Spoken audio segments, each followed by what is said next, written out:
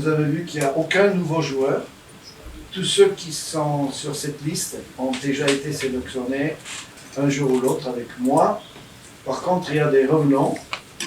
Il y a 5 joueurs qui n'étaient pas là contre le Maroc, dernier match amical, et dans le stage que nous avions fait ici. Vous vous souvenez, fin mai, on s'était regroupés ici pour faire un stage, pour ressouder un peu l'équipe, le groupe. Comme vous le voyez, nous avons le retour de Troussine Ayegoun, qui a joué un dernier match avec Lorient en marquant un but, déjà en faisant honneur à l'ancien qui nous a quittés. Et Andrea Suntonji, qui a également commencé en Bundesliga avec un but marqué et qui fait un bon début de saison. Donc il sera de retour.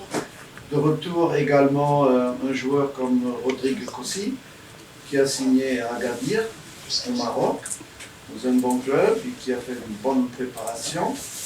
Nous avons également le retour de joueurs comme Puntonji Cédric, qui n'était pas là. D'ailleurs, les 2 derniers recoupements nous avaient manqué. Et Rachid Moumini. Voilà. D'ailleurs, ce sont des joueurs qui ont changé de club.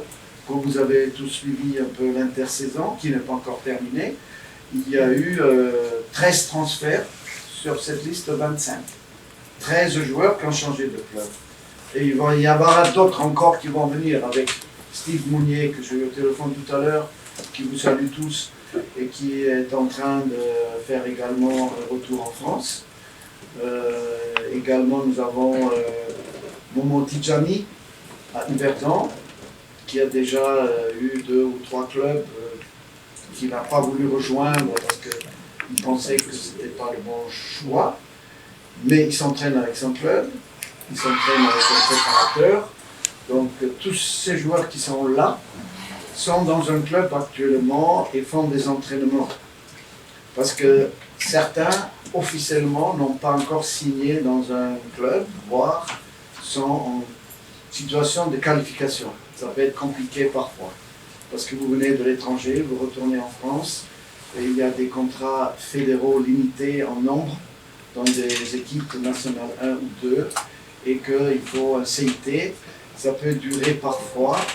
Donc c'est encore un peu en attente, on va dire.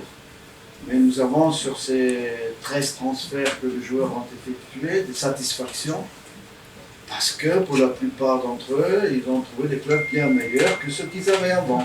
Tout à l'heure, le sélectionneur Ganoro vient de dévoiler sa liste, la liste de 25 joueurs. Je pense qu'on ne change pas l'équipe qui gagne, c'est ce qu'on dit. Et là, Ganoro a tout simplement choisi de faire dans la continuité. Si vous prenez le statut de cette liste-là, on a presque les mêmes joueurs qui ont été convoqués lors des derniers rassemblements, à l'image de Sartuné Alagbe qui se retrouve sur la liste aux côtés de Marcel Dandienou et Sergio Bassa. Il n'y a pas de changement. Vous prenez la défense également, pas de changement. Le coach l'a aussi souligné, il n'y a pas de nouveau joueur qui va rejoindre le groupe.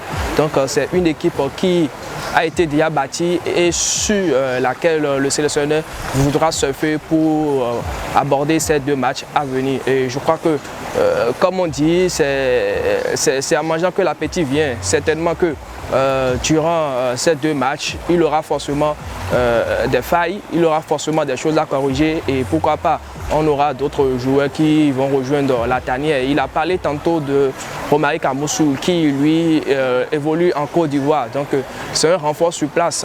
Certainement s'il y a lieu de faire des réajustements, il va certainement rejoindre le groupe. En gros, il n'y a pas grand chose à dire, il faut juste saluer cette liste et espérons que l'équipe qui sera constituée pour les 2 matchs puisse être une équipe compétitive parce que c'est tout ce que nous souhaitons. Et comme l'a dit le sélectionneur, il faut faire des choix et il a fait des choix. On salue ces choix et on attend pour voir ce que ça va donner d'ici la fin de ces 2 matchs. Alors je pense qu'il n'y a pas eu de surprise dans la liste de Ganotro. Il a sorti une liste avec des joueurs qui étaient déjà habitués à la sélection.